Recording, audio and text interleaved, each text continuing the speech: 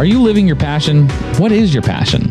Welcome to the Lux Life Discovered podcast, where we talk with people who are living a lifestyle that reflects their passion, because we believe everyone should enjoy living their best life, their Lux life.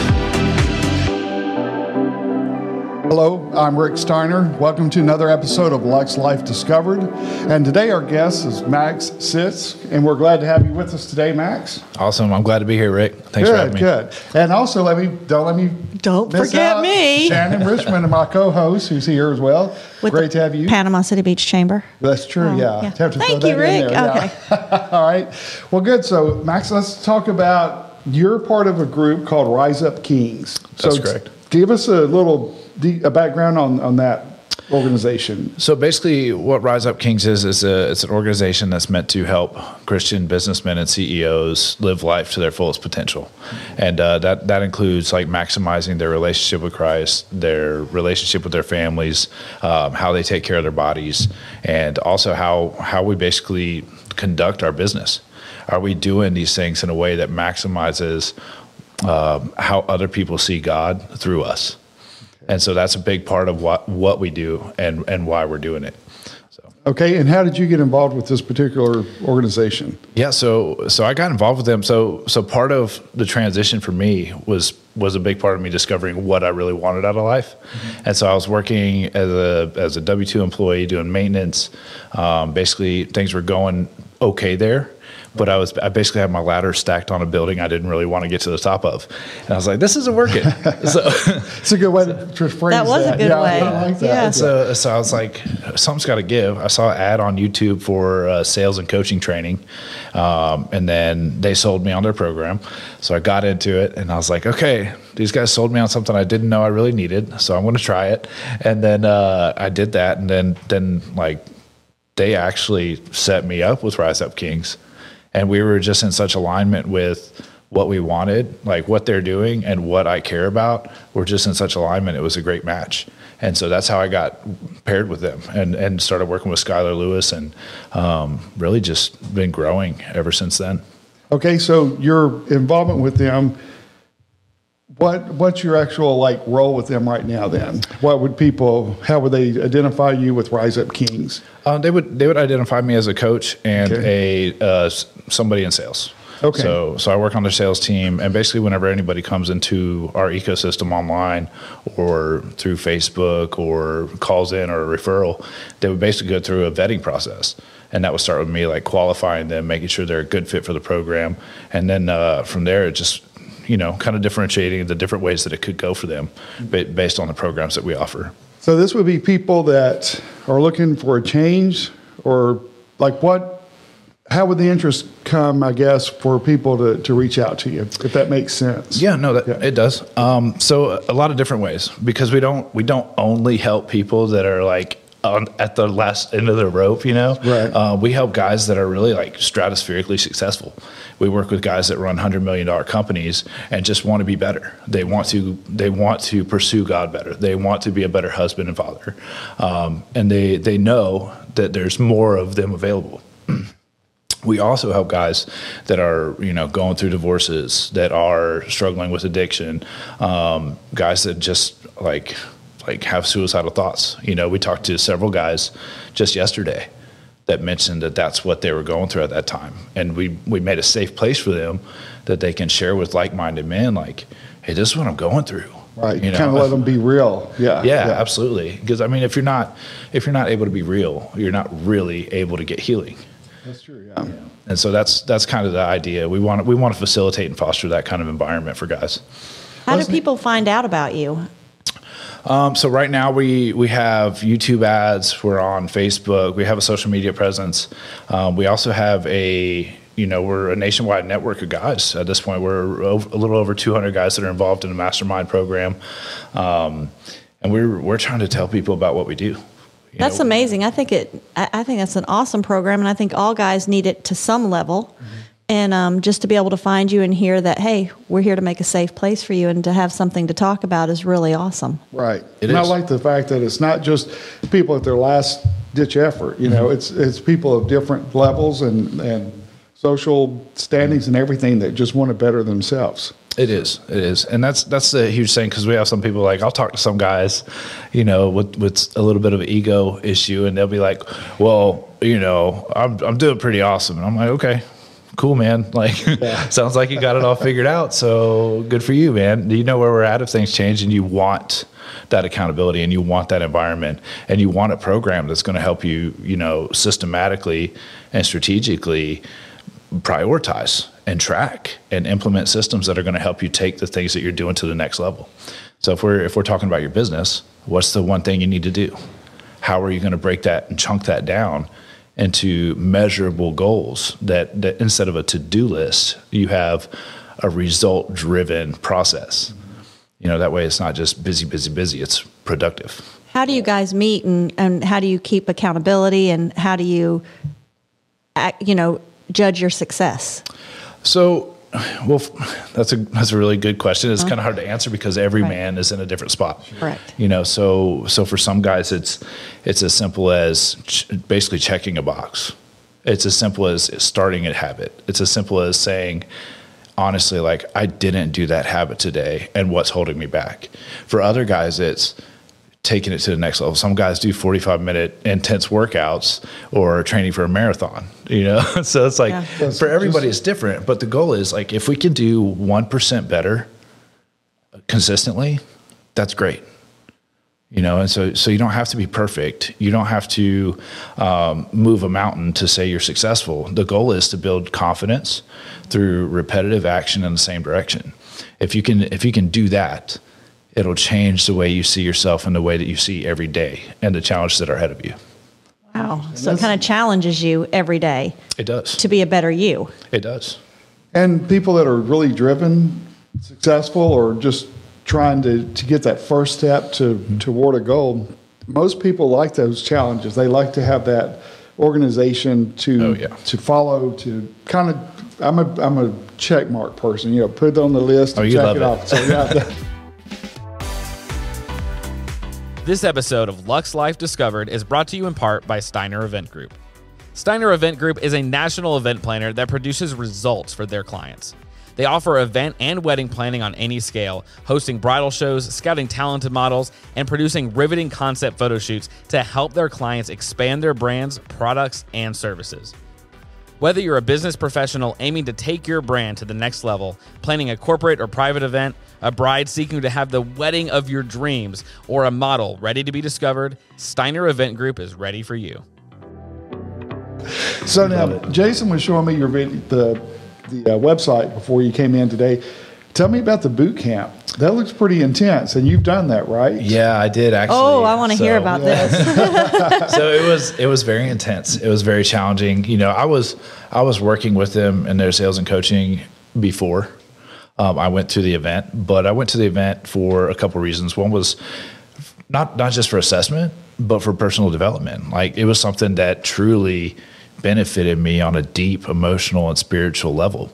And so I went there, and within about 30 minutes, I realized, holy cow, what did I get myself into? It didn't take long at all. I was like, this is like, there's this guy, Sarge, he's there. He's like, special forces, actively doing things in the military. So it's like, this is the real deal. You knew you weren't there to have just a little chit chat. They meant business. Yeah. And the thing is, like, no matter who you are, like Rick, Shannon, we don't have women come out to the Rise Up Kings event. We do have a Rise Up Queens program, wow. which is different, but really awesome. It's very different, but it's awesome. So Sarge, by the time we get there, and Sarge is like yelling at us, and he's like, "This is a war." He's telling us, like, you're in a war, and it's so easy to get complacent. Right. And bogged down with the to-dos and just ingratitude and all kinds of stuff. But really what's important is we're actually here on a mission by God to steward our lives and our souls and help other people get to a healthier place and to get to know Jesus. Right. And if we don't acknowledge that we're in that battle, which so many of us get into that place, we're already losing. Right, and I'm guilty of being complacent in that area a lot. And it's just like you get to a point where you're comfortable, you're coasting, and kind of the guard goes down, and that's when. That's when the devil sneaks right on in. And we kind of provide the opportunity without realizing it. Yeah. So we're not challenging ourselves. And I mean, maybe I need to go to the boot camp. Well, I think my wife would he make it? No, I was going to say I probably wouldn't. That's my fear. Yeah.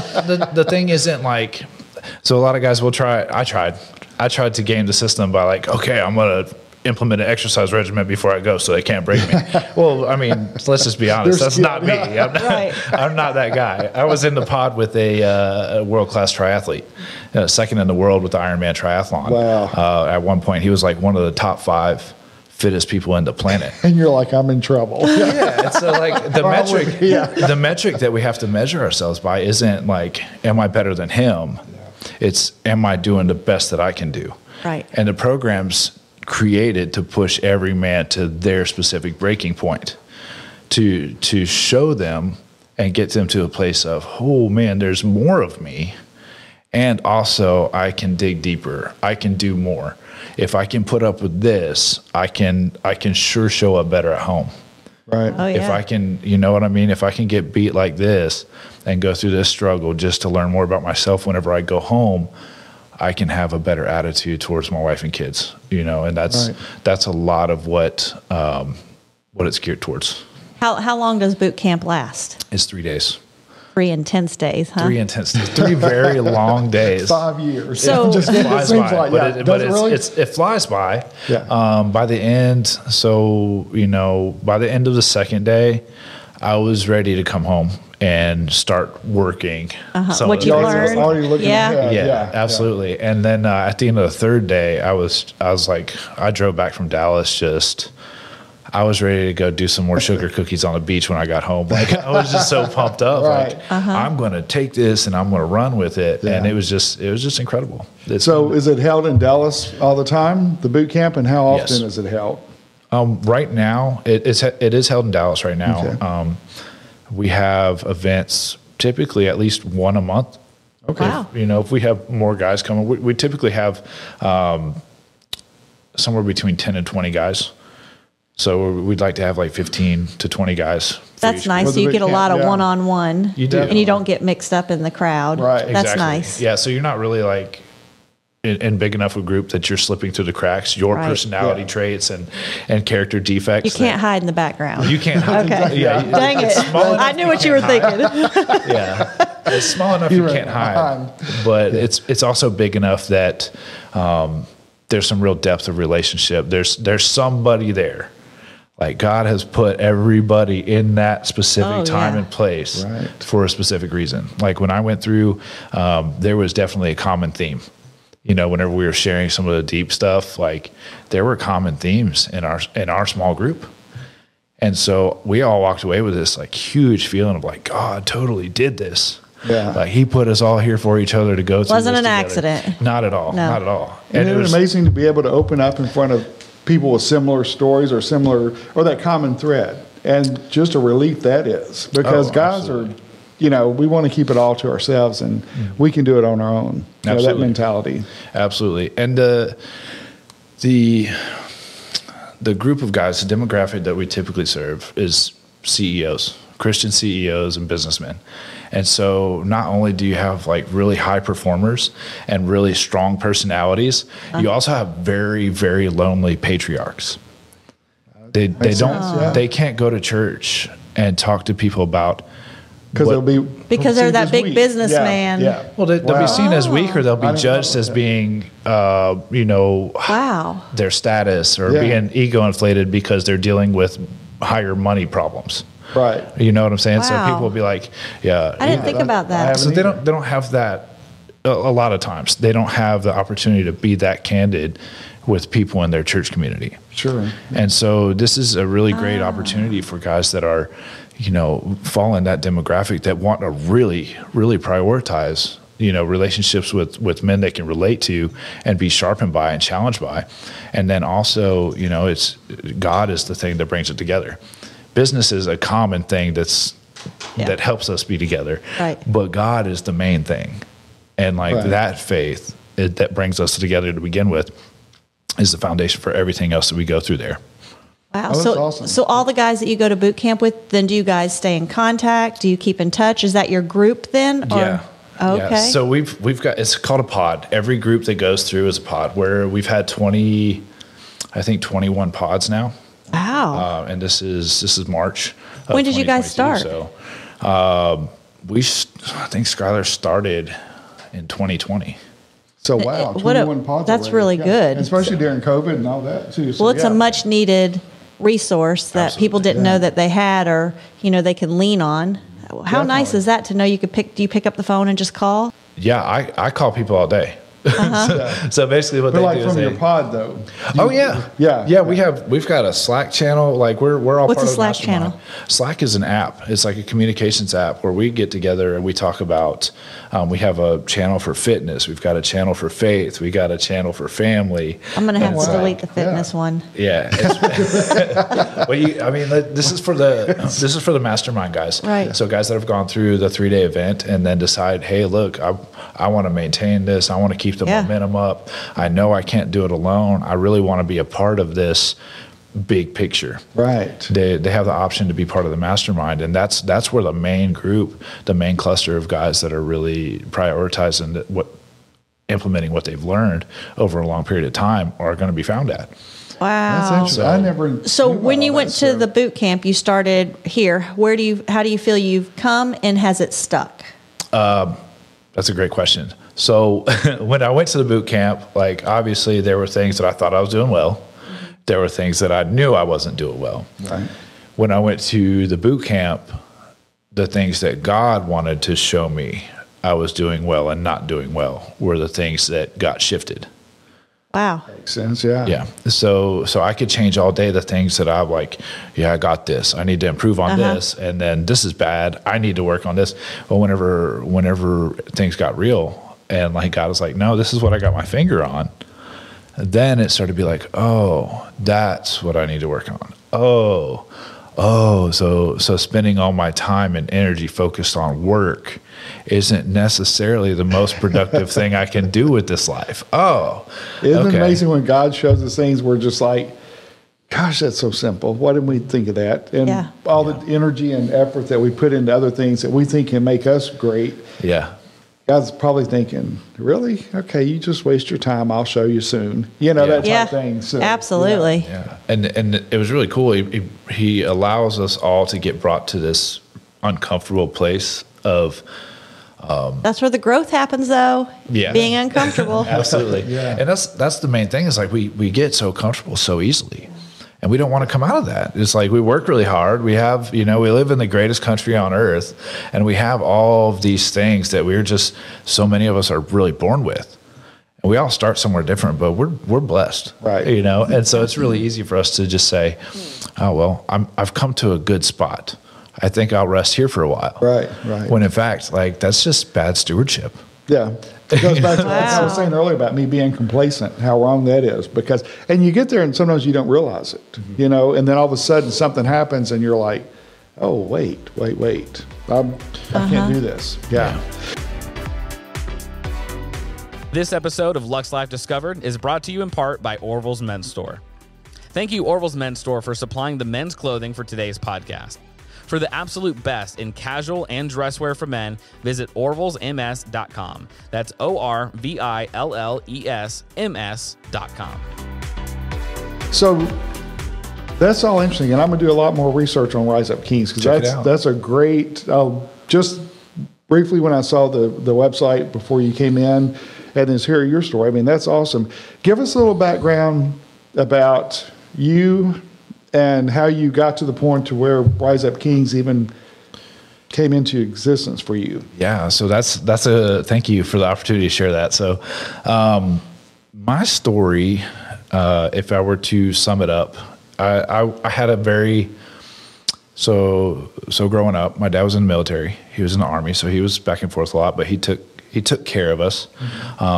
I wish I had seen him more and been around him more because he was like my hero. So there was a lot of stuff that we had. We had everything that we needed. There were some things that we wanted, but we were okay. My parents took good care of me. I did well in school because they helped me prioritize education early on. And, like I said, had everything I needed, most of what I wanted. Right. As time went by, I ended up, we moved around a lot. So I learned some skills and personality traits through, shifting so much. Like, hey, I need to learn to adapt. I need to learn how to not get so attached, and there were things that I learned through that. But we ended up, long story short, once I'm in high school, my parents got a divorce. So I come home from school one day and my parents say, or my dad, he comes and meets me in the driveway. I come up in my new truck, like in my 92 S10 and, thinking everything's right with the world. Right. And he comes out to me crying. And this is one of the first times I've seen my dad cry in my whole life. Like we've said bye to each other in airports, knowing it was going to be a year before we saw each other again. And I've never seen him cry before. So he comes out to me and he's crying and he's like, and I love my dad. We're good. We're good now, by the way. But like whenever this happened, he's telling me, hey, your mom and I are getting a divorce. And I'm 16. And you have no clue this is even coming. Yeah. No. I mean, they've had things happen, but I was like, I had no idea it was like that. And so he's crying to me. Your mom and I are getting a divorce. I can't really explain it all. Will you take me to the store to get a case of beer? And so I'm like, wait. Yeah, sure, Dad, whatever you ask. Like, get in my new truck. Let's go back to the other part. Yeah. So yeah. But then in retrospect, whenever I look back and I see that situation, what I realize is I had a bright future, and I was working really hard towards a lot of things. We're building towards that. I was in lots of clubs, in ROTC, leading, had a great GPA. And then that happened. And in my mind, like a couple of lies took place.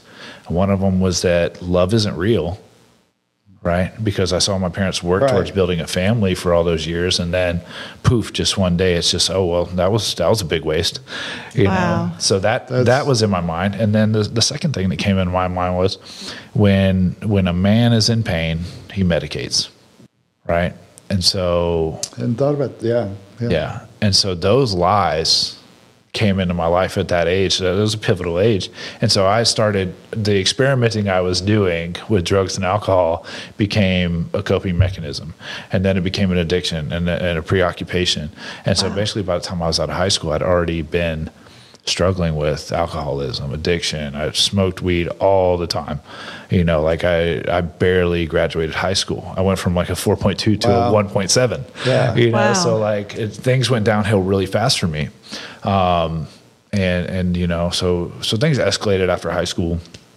About 10 years later, at that point, I was using heroin. I was an intravenous heroin user. I had been for 3+ years. I was going to the methadone clinic. Boy, that swirled fast, didn't it? It did.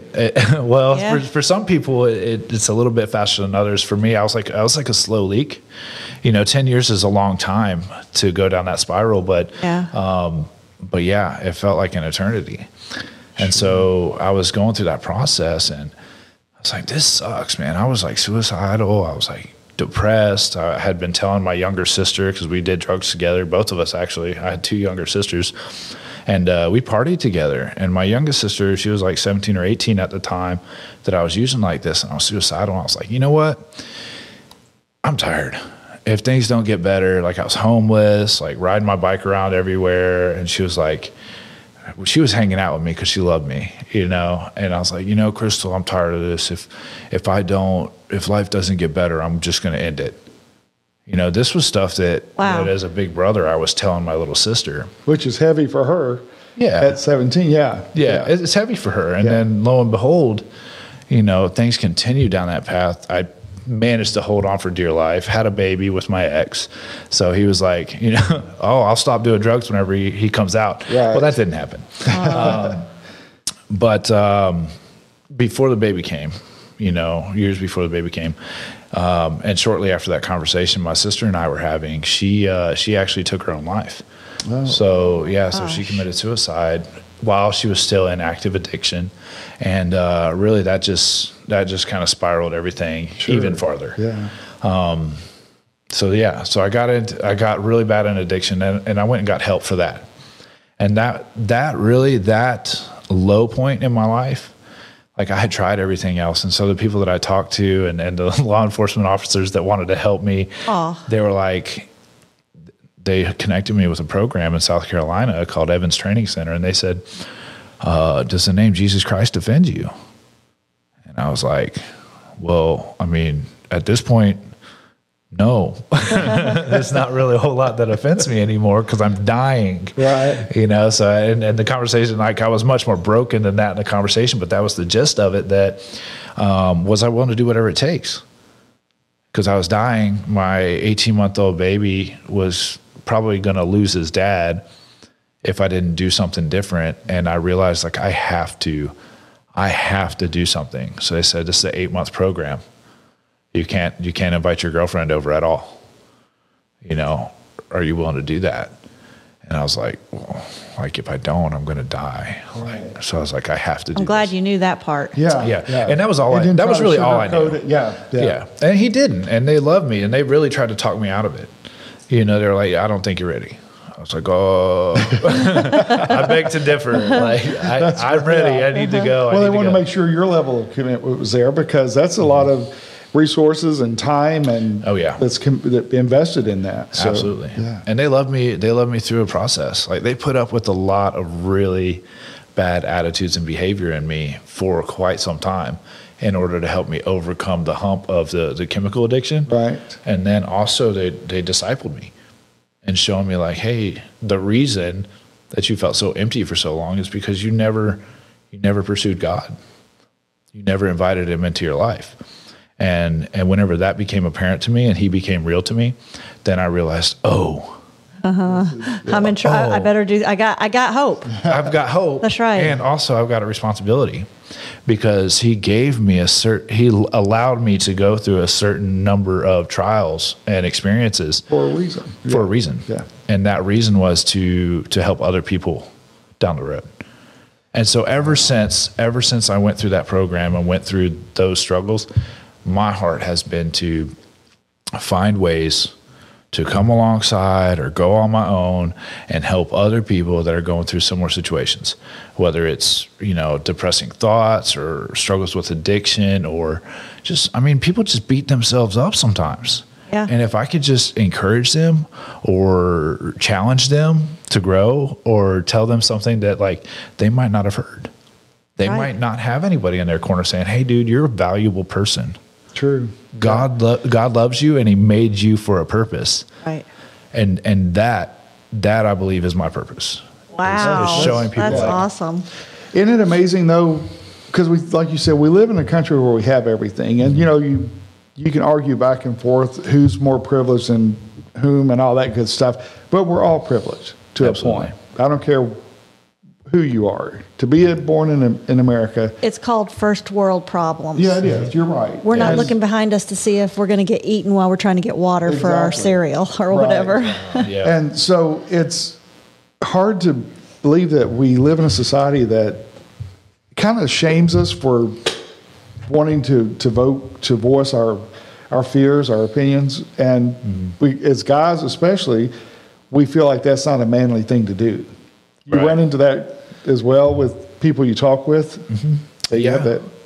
So some guys, they feel bottled up. They've been constrained for so long. You know, like even me, like I'm on this journey of finding out, like, what is my ideal? What is my purpose, and how do I focus and funnel that? And some of these guys are they're just checking the boxes. Right. They're just going through the motions. They're just trying to increase their revenue.